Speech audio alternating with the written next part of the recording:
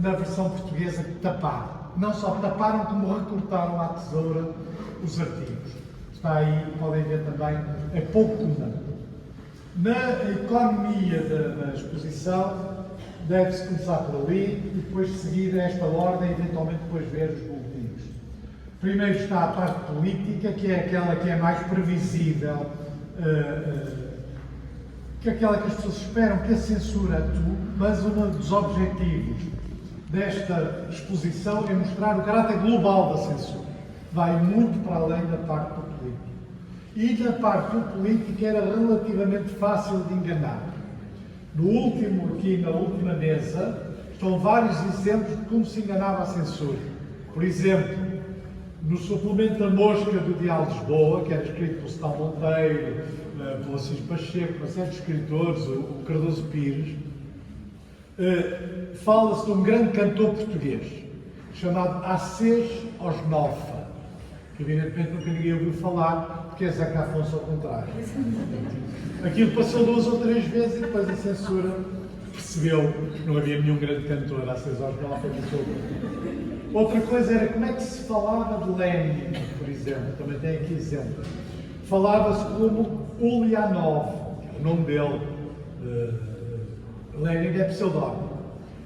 Ou o autor do Materialismo e Pirocraticismo, que era uma obra muito pouco conhecida de Lenin. Ou havia vários mecanismos, por exemplo, José Dias, era Stalin. José de Jurgashvili, pseudónimo Stalin. Carlos Marques, como o próprio nome indica, era Carlos Marques. Frederico Ribeiro era Engels. Havia vários mecanismos deste género e quando aparecia a expressão marxismo ou marxismo-leninismo, passava a racionalismo moderno. Portanto, há muitos estudos sobre racionalismo moderno, publicados na Seara Nova, na Vértice, nas revistas, enfim, da oposição. Há outras técnicas, por exemplo, há aqui no último número do República, há um senhor chamado Clã d'Estaing, que não é o parente, não é nenhum parente do Valéry Giscard d'Estaing. Mas o Clã d'Estaing é nem mais nem menos que Mário Soares. É um pseudónimo que Mário Soares usou quando estava no exílio. Depois tem aqui a imprensa clandestina, do PC, das organizações esquerdistas, e depois daí a meio encontra-se alguns aspectos também novos desta exposição. Os despachos de autorização. Normalmente as exposições sobre a censura têm os despachos de proibição. Estes despachos são de autorização que são igualmente interessantes. Do género, autoriza-se, mas não se pode falar na imprensa. Autoriza-se, mas não pode ir para bibliotecas operárias. Vários mecanismos desse género. E também os despachos sobre a literatura, as obras literárias, principalmente o neorrealismo, o Papiniano Carlos, o Manuel da Fonseca, o Alves Radol, todos esses autores são sujeitos à censura. Há um despacho muito interessante, que vale a pena ver, do Virgílio Ferreira. O Virgílio Ferreira iniciou a sua carreira como escritor do neorrealismo também. E esse despacho diz o seguinte: este autor percorreu vilas e aldeias de Portugal e acabou por escrever sobre a família mais asquerosa que encontrou. Há igualmente letras de fados proibidos. Esta letra é porca. Exatamente, estou a reproduzir. E psisveras. Há coisas mais sofisticadas, outras menos sofisticadas, enquanto aí uma amostra completa. E depois há os 3 alvos da censura, mais ou menos a meio, que é o Viena, o Tomás da Fonseca e as mulheres. As mulheres criam-se no lar. Uma mulher é uma senhora, não escreve. E, portanto, os livros das mulheres, tivessem ou não tivessem conteúdo de identidade de género, eram proibidos. O Tomás da Fonseca era um escritor anticlerical e, portanto, escrevia contra Fátima, contra a Igreja e, portanto, ele vinha da tradição da Primeira República. Na Primeira República, o tratamento dos padres e da Igreja não era propriamente muito amável. Na Primeira República, eu, por exemplo, eu sou do Porto, encontrei no Jornal do Porto Republicano a seguinte notícia, sobre uma excursão de senhoras que vieram do interior do país para a Praia da Vintes, que é descrita da seguinte maneira: uma récua de jesuítas transportou uma manada de beatas para irem à Praia da Vintes. É o estilo. Ele, claro, já não escreve assim, mas qualquer... E o último é o Vilhena. O Vilhena é paradigmático de tudo que a censura odiava. A censura nunca usa a expressão erótica, é sempre pornográfico. O livro de Cesarini, o do Luís Pacheco, pornográfico. O livro da Natália Correia, pornográfico. Portanto, qualquer referência ao sexo é pornografia, não é necessariamente erótica. Essa censura durou 48 anos, ou seja, muito tempo. E isso é um aspecto que nós também queremos salientar, mais do que a censura na Espanha franquista, mais do que a censura na Alemanha nazi, mais do que a censura na Itália fascista. O único caso na Europa é a União Soviética. Em nenhum outro sítio, nem nos países baixos, na Checoslováquia, nem na Jugoslávia, há um período tão longo de censura como em Portugal. 1926 a 1974, incluindo o próprio dia 25 de Abril, em que a censura queria trabalhar. Ainda pediu aos jornais, então não mandam as provas. E os jornais ainda não perceberam o que é que aconteceu. Se repararem naquela pintura do Almada, ela tem um aspecto muito interessante, que é falso. Ou seja, falta ali uma coisa. Aquilo é uma espécie de relógio fictício que vai mostrando a factura de um jornal. Só que no final daquela parte, as provas iam à censura. Não eram só os artigos nem os textos, eram as provas, porque a censura estava atenta aos títulos, à dimensão da notícia e, portanto, falta ali as provas da censura. Bom, para terminar e para vos deixar fluir, não, aqui os nossos organizadores do IFEM, a Associação Cultural Efêmera é uma instituição, uma associação de utilidade pública, com reconhecida utilidade pública. O Sr. Presidente da República o Sr. Presidente da República é sócio e as pessoas perguntam como é que nós podemos ajudar, inscrevendo-se como associados. É a melhor maneira. Nós somos completamente independentes, autónomos, não dependemos nem do Estado, nem das autarquias, nem de coisa nenhuma. E temos uma produção muito superior a muitos arquivos que recebem centenas de milhares de euros. Podem ver aqui alguns dos livros que nós publicamos, com fundos do arquivo, por exemplo, a correspondência. O livro nosso que vende mais é o Amorzinho, cuja autora anda para aí, está aqui. Autora antologiadora. É uma correspondência amorosa entre uma costureira, portanto, gente pobre, dos anos 30 e 40, filha de um taberneiro, nós sabemos quem é, não vai lá o nome, e um empregado de escritório. É muito interessante sobre a condição feminina, porque ela sabe pouco, ele sabe muito, não é?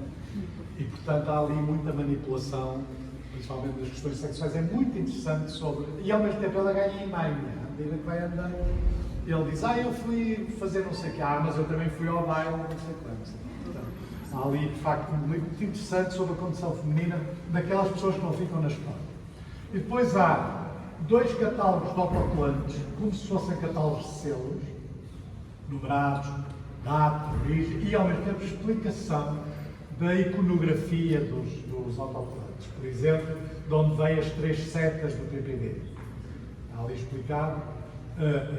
Eu às vezes digo aqui, na brincadeira, que estar fixado nas sedes do PST, porque as 3 setas são a forma como nos anos 30 se dava cabo das cruzes gamadas.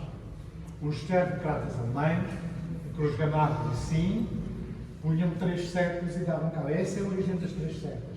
Por ironia, o símbolo da luar é igualmente uma seta dessas. Portanto, nós estamos perante um mundo mais complexo. Estas histórias são importantes para perceber a iconografia dos partidos políticos, a sua história.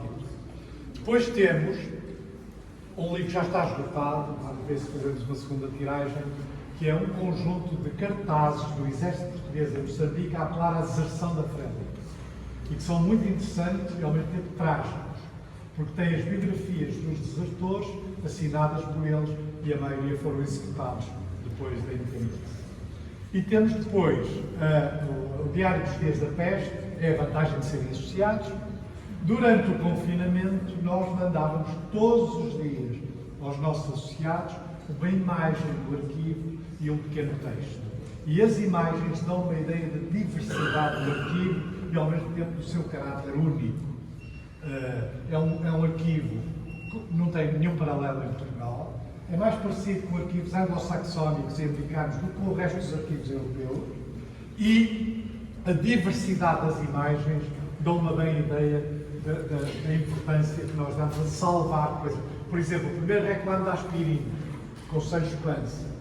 Uma coisa irónica, que é um bebê Nestlé, um postal, genuíno, isto é tudo genuíno, um bebê Nestlé feito nos anos 30. Só que a legenda hoje ninguém a vê com inocência. Eu quero ser engenheiro para ganhar muito dinheiro. Postais, quando apareceu o cometa Dalley, uma carta do rei Dom Manuel a elogiar o Salazar, e a nossa coroa de glória, que corresponde a uma exposição que também podem ver até fim de maio, no Barreiro, na Biblioteca do Barreiro, que é uma grande exposição de cartazes artesanais. Os cartazes que as pessoas desenham antes de uma manifestação, e que nós temos cerca de 700. Uma parte está exposta na Biblioteca Municipal do Barreiro e é uma coleção muito interessante. O exemplo que eu dou, de facto, de imaginação, há uns mais imaginativos, outros menos imaginativos, é um cartaz de uma manifestação LGBT que diz o seguinte: se Deus não gosta dos gays, porque é que os fez tão bonitos?